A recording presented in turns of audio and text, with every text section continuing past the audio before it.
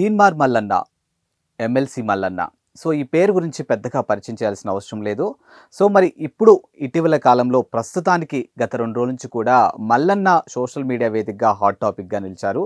మరి ఎందుకు ఆయన హాట్ టాపిక్‌గా నిలిచారు? ఏంటి అనేది ఒక్కసారి కాస్త క్లుప్తంగా చూసినట్టయితే 2 రోజుల క్రితం వరంగల్‌లో బీసీ యుద్ధభేరి అంటూ ఒక సభను ఏర్పాటు చేయడం జరిగింది. ప్రస్తుతం తెలంగాణలో అంటే కాంగ్రెస్ సర్కార్ అధికారంలోకి వచ్చిన తర్వాత కులగణన పేరుతో సమగ్ర కులగణన చేసినటువంటి అంశాలు కూడా మనం చూసాం. మరి అందులో ఏదైతే కాంగ్రెస్ సర్కార్ కులగణన చేసిందో అది కంప్లీట్‌గా రాంగ్ ఇన్ఫర్మేషన్ ఇచ్చారు. ఏదైతే కులగణన చేశారో బీసీలకి అన్యాయం చేసుకుంటూ వచ్చారు మొదటి నుంచి కూడా. అది ఏ పార్టీ అయినప్పటికీ కూడా అధికారంలో ఉన్నటువంటి ఏ పార్టీ కానీ ప్రతిపక్షంలో ఉన్నటువంటి పార్టీలు కూడా ఆ పార్టీలో ఉన్నటువంటి హయ్యర్ పొజిషన్స్ అన్నీ కూడా పెద్ద సామాజిక వర్గం అంటే ఏదైతే ఓసీ సామాజిక వర్గానికి సంబంధించిన వాళ్ళు మాత్రమే హయ్యెస్ట్ పొజిషన్‌లో ఉన్నారు తప్పితే ఏ రోజు కూడా బీసీలకి పెద్దపీఠం వేసింది లేదు. ఓట్లు మావి, సీట్లు మీవి. ఇక మీదట అలా లేదు.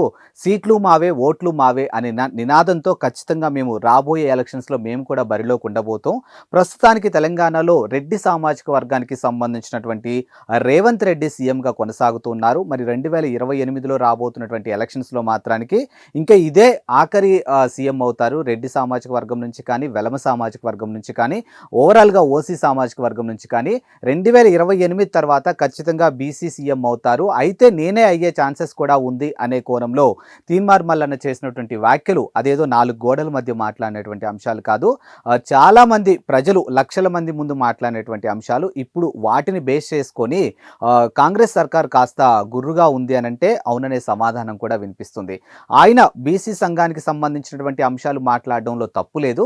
కానీ రెడ్డి సామాజిక వర్గాన్ని కించపరుస్తూ ఆయన ఏదైతే మాటలు మాట్లాడారో అవి చాలా తప్పు.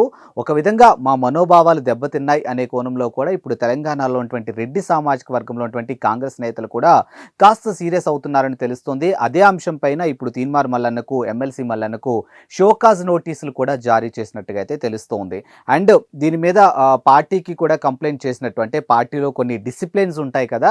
So Teenmaar Mallanna MLC B form అనేది కేవలం పార్టీ నుంచి అంటే కాంగ్రెస్ పార్టీ నుంచి తీసుకొని ఈరోజు తాను గెలిచినటువంటి కాంగ్రెస్ పార్టీని నిందించడం ఎంతవరకు కరెక్టు, అది కూడా ఒక సామాజిక వర్గాన్ని టార్గెట్ చేస్తూ మాట్లాడడం అనేది ఎంతవరకు కరెక్టు అనే కోణంలో కూడా చాలామంది మాట్లాడుతున్నారు. ఈ అంశం పైన కోమటిరెడ్డి వెంకటరెడ్డి గారు కూడా దీని మీద స్పందించారు. ఏదైతే ఆయన మీరు బీఫామ్ ఏ పార్టీ నుంచి తీసుకున్నారు, ఏ పార్టీని మీరు దూషిస్తున్నారు, ఆ పార్టీలో ఉన్నటువంటి వాళ్ళ పొజిషన్స్ ఏంటి, మీరు ఏ విధంగా మాట్లాడుతున్నారు, కనీసం పార్టీకి కొన్ని డిసిప్లిన్స్ ఉంటాయి కూడా, వాటిని మీరు ఓవర్కమ్ చేశారు. ఈ విషయాన్ని తెలంగాణ సీఎం రేవంత్ రెడ్డి గారు సీరియస్గా తీసుకొని దీని మీద స్పందించాలి, అవసరమైతే తనని పార్టీ నుంచి కూడా సస్పెండ్ చేయాలి అనే కోణంలో కూడా మాట్లాడుతున్నటువంటి అంశాలు ఇప్పుడు వెలుగులోకి వచ్చాయి. మరి ఈ అంశం మీద అంటే ఇప్పుడు షోకాజ్ నోటీసుల మీద మల్లన్న ఏ విధంగా స్పందిస్తారు అనేది ఒక ప్రశ్నలా కనిపిస్తోంది. మరి ఒకవేళ నిజంగానే ఆయన చేసినటువంటి వ్యాఖ్యల్ని కాంగ్రెస్ సర్కార్ కాస్త సీరియస్గా తీసుకొని మరి ఆయన పార్టీ నుంచి సస్పెండ్ చేస్తారా ఏంటి అనే కోణంలో కూడా మాట్లాడుతున్నారు. అండ్ మరికొంతమంది రెడ్డి సామాజిక వర్గానికి సంబంధించినటువంటి నేతలు కూడా నిజంగా నీకు రెడ్డి సామాజిక వర్గం ఓట్లు అవసరం లేకపోతే ఆ రోజు ఎమ్మెల్సీగా నువ్వు పోటీ చేస్తున్నప్పుడు కేవలం బీసీలు మాత్రమే నాకు ఓట్లు వేయండి, ఓసీ సామాజిక వర్గానికి సంబంధించిన వాళ్ళు ఎవరూ కూడా నాకు ఓట్లు వేయొద్దు అని ఆ రోజు నువ్వు ఎందుకు మాట్లాడలేదు? ఈ రోజు నువ్వు అధికారంలోకి రాగానే ఇలా ఎలా మాట్లాడతావు?